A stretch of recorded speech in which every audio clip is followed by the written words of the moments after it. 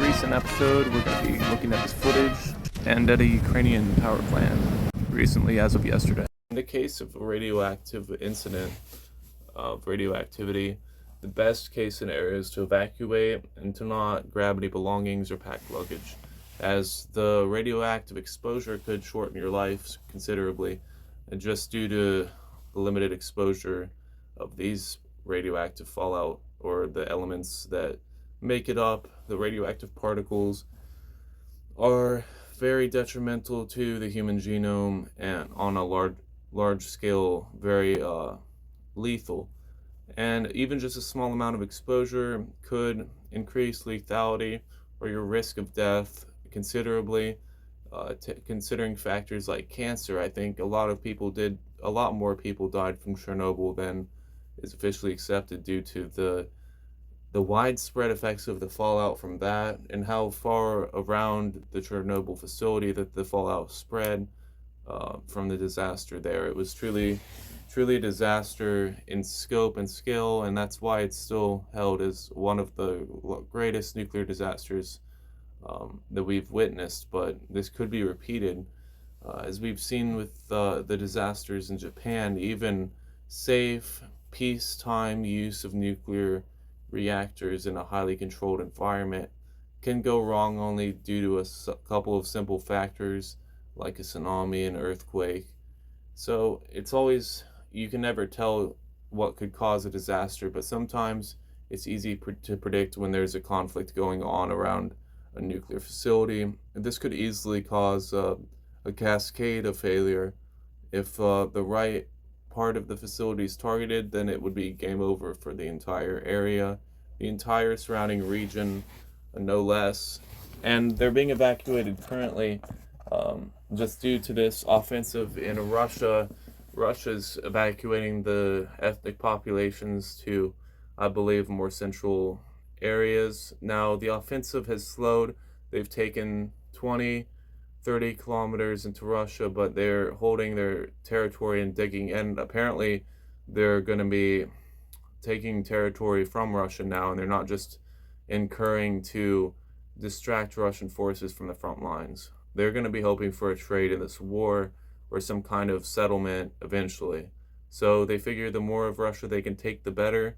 This is obviously highly risky, but they're not seeming to be spreading the offensive to a greater degree right now, though there are thousands and thousands, and I mean countless thousands of Ukrainian soldiers fighting in Russia now, many taken off the front lines for this offensive, and it's obviously changed the pace of the war a lot and led to threats of serious provocation from Putin, although this is just to come with the territory in this war so far. We've seen it countless times, but it is worth bearing out that this vague threat has been issued recently by Putin, who's very clearly scared and worried by this offensive.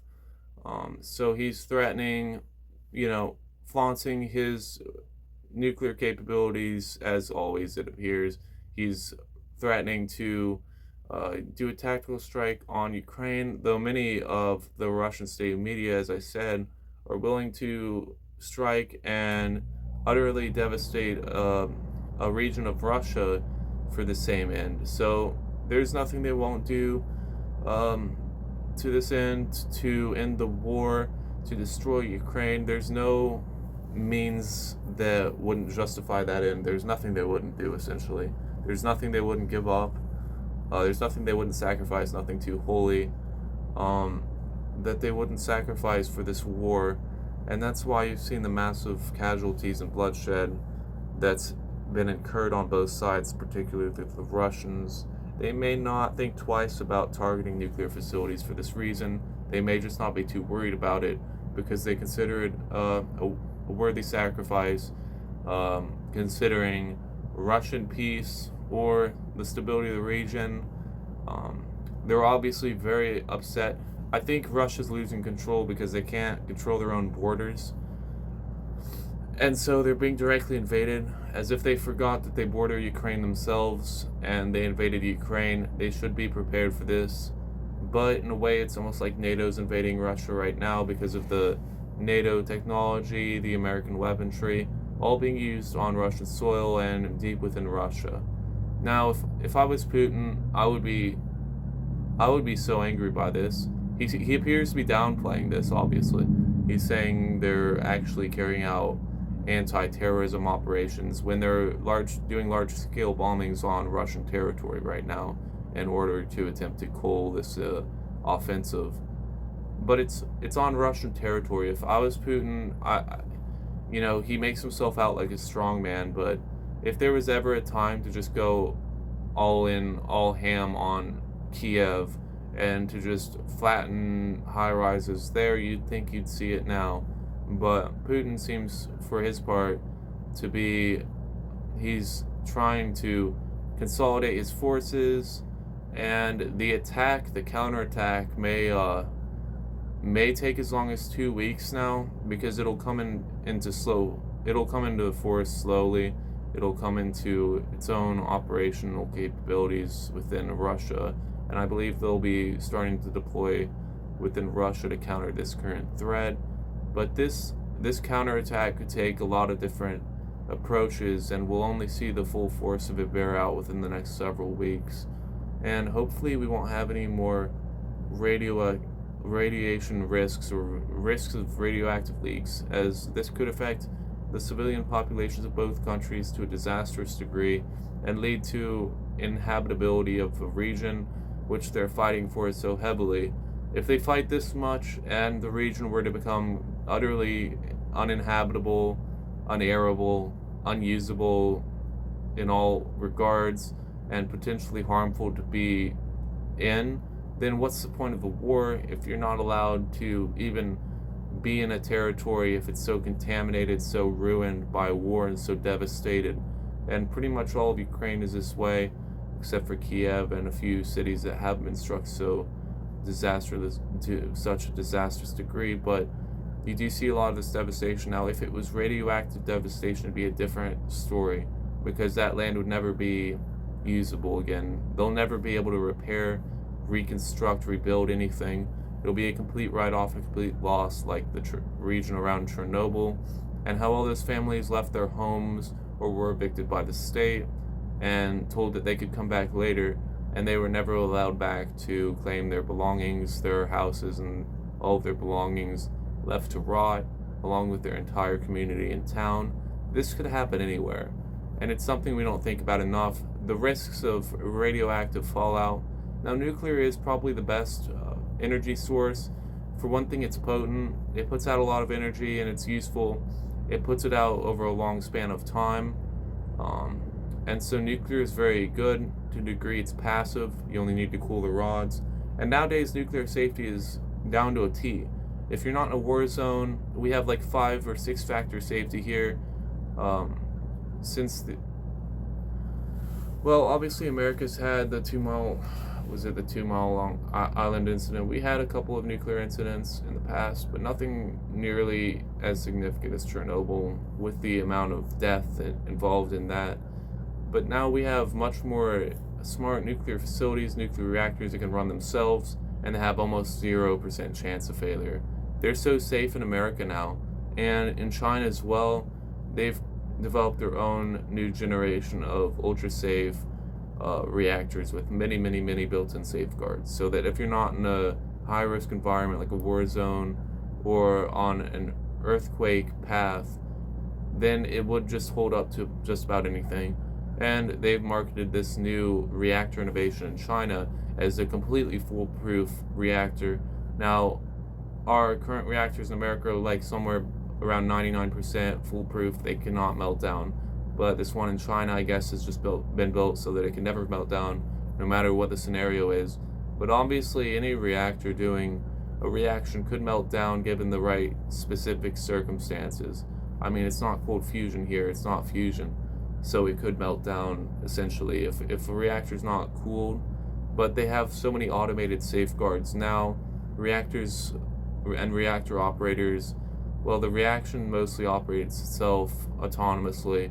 And that's good because it removes human operators, it removes human error, and it removes the risk to humans as well involving radiation. But not completely, as we see here. And I'll be updating you all if this gets worse. If there's more radioactive fallout from this, it could be disastrous for the entire surrounding region and for Ukraine as well.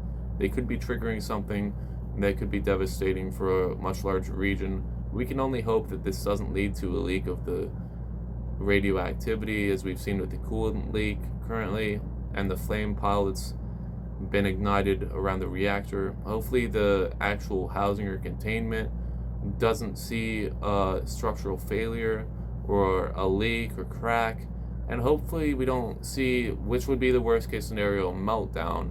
If there is some kind of meltdown due to this coolant failure, that would be just an unfixable situation. The whole facility would have to be written off most likely, but it would continue producing power. But the the core that melted down would have to be like, they'd have to build a whole sarcophagus around it again. It'd be devastating. So I don't see why it's worth the risk to both sides to continue this attrition around a nuclear power plant after we've seen so many times in this war.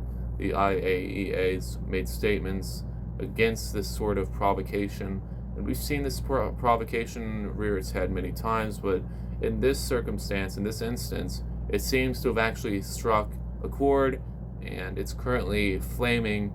It's actually started a fire on the facility, which is highly dangerous. I don't need to tell you how this is an unstable situation, to say the least, and very, very unpredictable. So we can't really tell where this will lead. It could get worse, but we likely wouldn't hear about it until the Russians are ready to publish. I mean, if the situation was completely untenable, unfixable, unsolvable, obviously they would have to put out a statement on it. But as we see now, they're continuing to arm and continuing to fight around the facility, and they used to really use the Kursk facility for weapons storage, or the Zaporizhia facility, my bad. They used to use the Zaporizhia facility in Ukraine for weapons storage when Russia took over, and this was actually a major risk of their munitions being actually targeted, because they were betting on the fact that Ukraine wouldn't target nuclear facilities at the time, least of all within Ukraine. But if they ever did, and some of those munitions or ordnances ignited, like a pile, like we've seen with ammo dumps getting completely obliterated and just sparking up into massive fireballs, well, this would obviously take out the entire facility. So it was very risky storing weapons there. And just like this is risky now, what they're doing, they're arming the facility, they're arming it, and they're actually holding down, they're trying to dig in around it, and they're manning the facility with many Russian soldiers. Now I think there's a whole battalion of Ukrainian soldiers in the region, but so this could very well become a battlefield, or the front lines, unfortunately, because there's so many Russian soldiers being tasked with holding down this facility. If they come into contact with these Ukrainian forces and it leads to greater fighting, the facility could be very much on the front lines of this conflict in Russia. Thank you for watching. If you want more updates on the threat of radioactivity spilling over into Russia and Ukraine in this war in Ukraine, and all of the threats we've seen around the Zaporizhia facility and the threats we see now, to get updates, be sure to hit the bell notification. Be sure to subscribe. We're going to be discussing this more in the future, but hopefully not. And hopefully this situation is resolved without any radioactivity leaking. We would like to see no fallout in the surrounding region, and no fallout in general, because it would lead to a spike globally to a degree.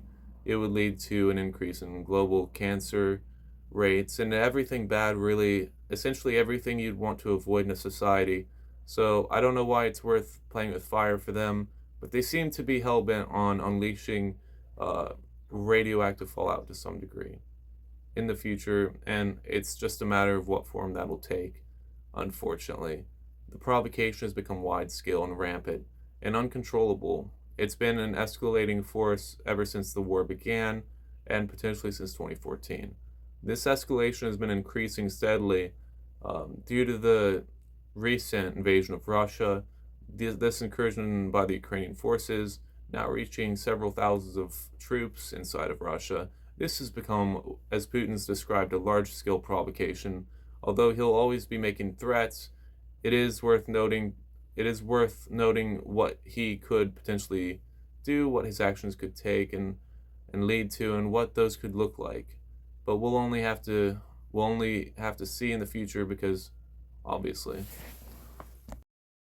If you enjoy this content, be sure to like and subscribe for more updates in the future. And if you'd like to stay posted, be sure to hit the bell notification for more content. And like I said, let me know in the comments down below how I can improve. And thank you for watching, and I'll catch you all around the next one. Peace. There's a lot happening now, and on a side note, the invasion of Russia is going swimmingly for the Ukrainians, who have pushed over 30 kilometers into Russian territory. And generally, the global stability around the world has been tested by the recent events and wars. And so it's pressing now more than ever that you should stay informed. And thank you for watching once again. And that's going to be all for this podcast.